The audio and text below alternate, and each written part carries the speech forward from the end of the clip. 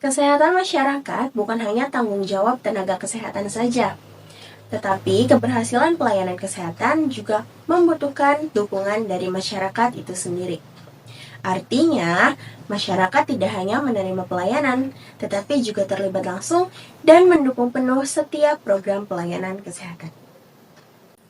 Apakah teman-teman mengetahui bahwa dalam lingkup kebidanan ada suatu program yang dinamakan dengan peran serta masyarakat?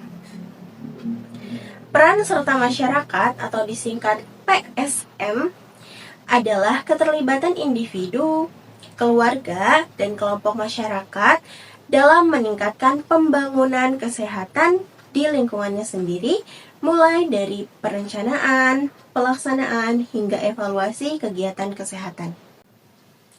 Di mana masyarakat yang telah paham mengenai peran serta masyarakat akan terlibat langsung dalam setiap kegiatan yang ditujukan untuk meningkatkan kesehatan di lingkungannya sendiri.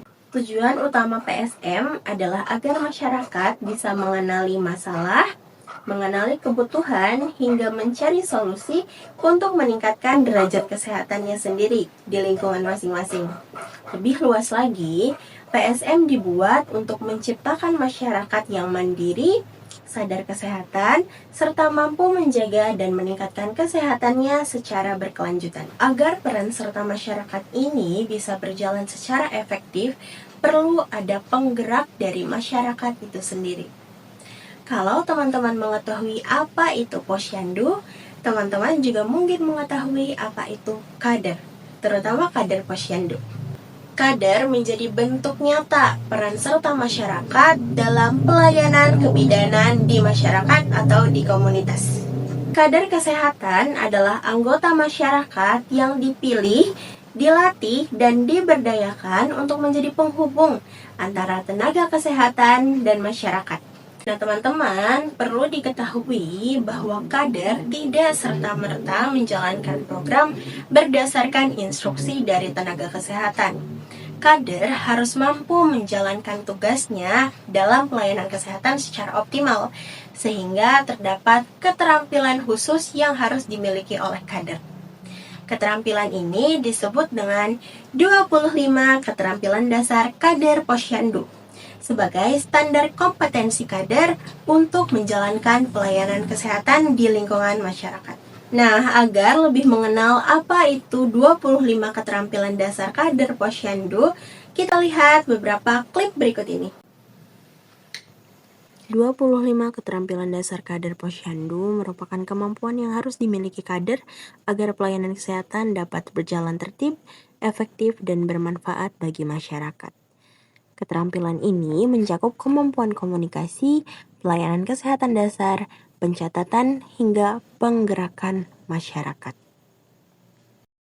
Keterampilan kader pengelolaan posyandu.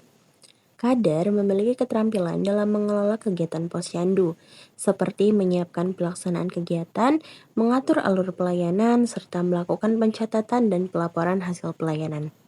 Kader juga harus mampu melakukan komunikasi efektif dengan masyarakat serta melakukan kunjungan rumah apabila diperlukan. Terdapat 4 poin keterampilan dalam pengelolaan posyandu. Pertama, menjelaskan pengelolaan posyandu. Kedua, melakukan kunjungan rumah. Ketiga, melakukan pencatatan dan pelaporan. Keempat, melakukan komunikasi efektif.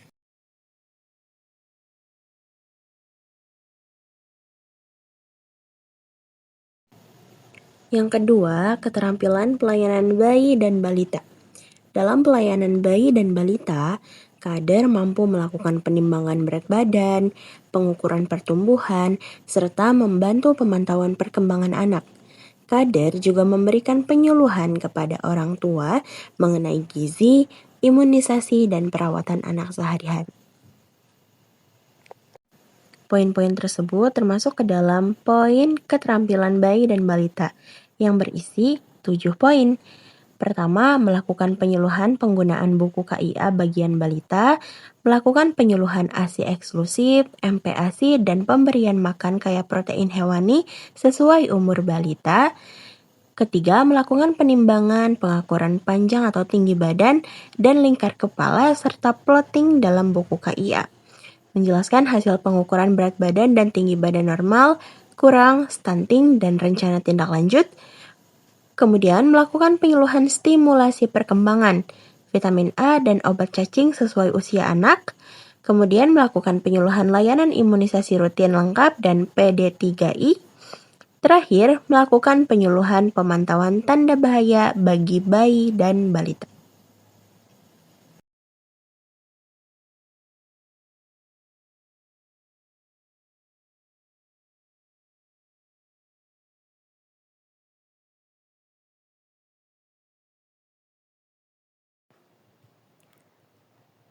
Keterampilan ketiga adalah keterampilan pelayanan ibu hamil dan menyusui. Kader membantu memantau kesehatan ibu hamil dengan mengingatkan jadwal pemeriksaan kehamilan serta memberikan edukasi mengenai tanda bahaya kehamilan.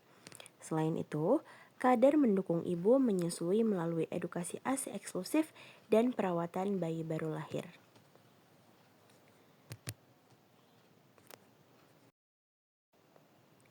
Terdapat 6 poin khusus untuk keterampilan ibu hamil dan menyusui.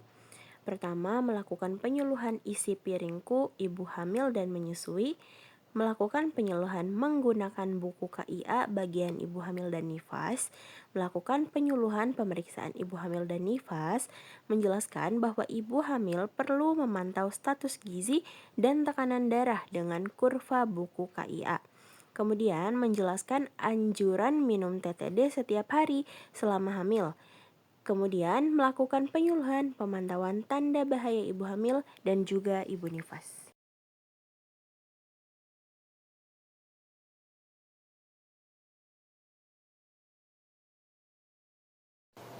Selanjutnya adalah keterampilan pada usia sekolah dan remaja. Terdapat 3 poin inti untuk keterampilan ini. Pertama, kader mampu melakukan penyuluhan isi piringku dan aktivitas fisik. Kedua, menjelaskan program pencegahan anemia, yaitu dengan tablet tambah darah pada remaja putri dan screening HB. Ketiga, melakukan penyuluhan bahaya merokok dan nafsa.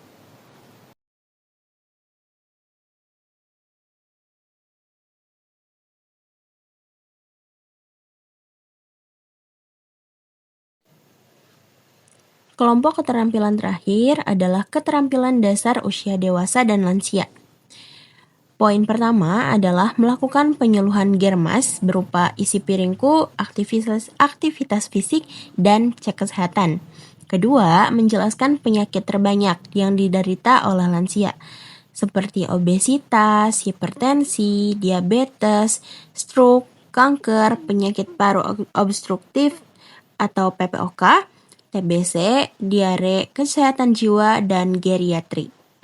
Selanjutnya, melakukan deteksi dini usia dewasa dan lansia dengan pengukuran lingkar perut dan tekanan darah untuk mendeteksi adanya obesitas dan hipertensi.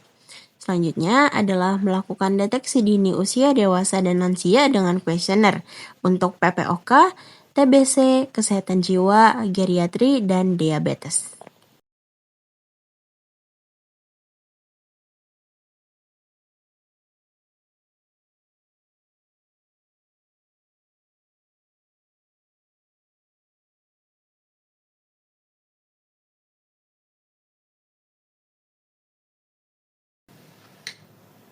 Nah, teman-teman sudah melihat kan apa saja 25 keterampilan dasar kader Posyandu? Nah, berdasarkan 25 keterampilan tersebut dikelompokkan menjadi beberapa kategori. Terdapat 3 strata kader berdasarkan kecakapan kader dalam melakukan pelayanan kesehatan. Ini sebagai apresiasi dan penghargaan untuk kader-kader yang rajin dan berprestasi untuk meningkatkan kompetensinya di pelayanan kesehatan. Strata yang pertama atau strata yang utama ada yang namanya kader utama. Kader utama ini adalah kader yang sudah menguasai seluruh 25 keterampilan dasar kader tadi. Yang kedua ada kader madya. Kader madya ini merupakan kader yang telah menguasai 3 keterampilan wajib, yaitu pengelolaan posyandu, layanan balita, dan juga bumil dan busui, ditambah satu keterampilan pilihan berupa keterampilan remaja atau lansia. Yang selanjutnya ada kader purwa. Kader purwa ini minimal kader telah menguasai dua keterampilan dasar wajib, yaitu pengelolaan posyandu dan layanan balita. Dan ditambah dengan satu keterampilan pilihan, baik busui, bumil, remaja, atau lansia. Teman-teman, itulah tadi video pembahasan mengenai apa itu 25 keterampilan dasar kader. Harapannya video ini dapat membantu teman-teman semua meningkatkan pengetahuan mengenai pelayanan kesehatan di masyarakat, terutama mengenai pengenalan kader. Saya Devi. Dalam upaya meningkatkan keberlanjutan dan efektivitas peran kader posyandu, diperlukan inovasi yang mendukung peningkatan keterampilan sekaligus motivasi kader di masyarakat. Salah satu inovasi yang dapat dilakukan antara lain adalah Bank Video Micro Learning Kader, yaitu kumpulan video pembelajaran singkat yang membahas setiap keterampilan dasar kader secara praktis. Melalui video, kader dapat belajar kembali secara mandiri kapan saja sesuai kebutuhan. Selanjutnya, dapat diterapkan sistem mentor kader senior dan junior, di mana kader yang lebih berpengalaman mendampingi kader baru dalam menjalankan kegiatan posyandu. Pendampingan ini membantu proses belajar menjadi lebih nyata melalui pengalaman langsung di lapangan. Selain peningkatan kapasitas kader, inovasi juga dapat diarahkan pada pemantauan kesehatan masyarakat melalui kartu pantau keluarga risiko yang dapat mempermudah pekerjaan kader. Kartu ini membantu kader mengidentifikasi keluarga dengan risiko kesehatan, seperti ibu hamil risiko tinggi atau balita dengan masalah gizi, sehingga pemantauan dapat dilakukan lebih dini dan lebih terarah.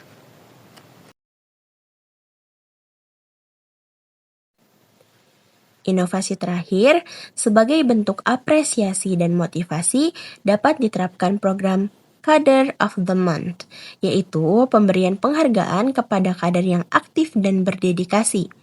Penghargaan ini diharapkan dapat meningkatkan semangat kader dalam memberikan pelayanan terbaik bagi masyarakat. Melalui berbagai inovasi tersebut, diharapkan kader posyandu semakin kompeten, termotivasi, dan mampu mendukung pelayanan kesehatan masyarakat secara berkelanjutan.